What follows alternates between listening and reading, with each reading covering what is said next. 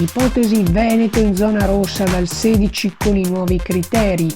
Dal confronto tra governo e presidenti di regione emerge la contrarietà al nuovo parametro che fa scattare la zona rossa con 250 positivi ogni 100.000 abitanti, scelta che rischia di disincentivare i tamponi.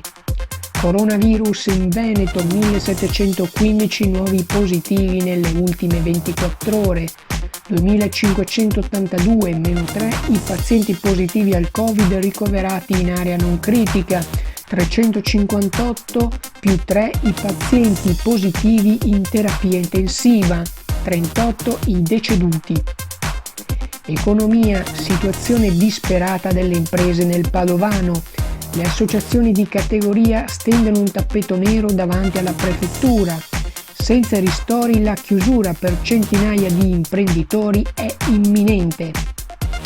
Parapiglia in ospedale, famiglia scardina una porta per far curare il figlio ubriaco, tutti denunciati per interruzione di pubblico servizio.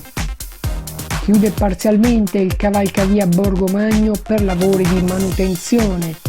Corsia che dal centro va all'Arcella chiusa, deviazione sul cavalcavia Dalmazia e sul ponte Unità d'Italia.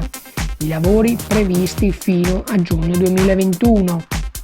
Turismo al palo. Abano Terme punta sulla Pasqua e sulla promozione durante programmi televisivi per superare la grave crisi provocata dal Covid. L'assessore regionale Donazzan, nonostante le scuse per aver cantato Faccetta Nera, oscurata dai social.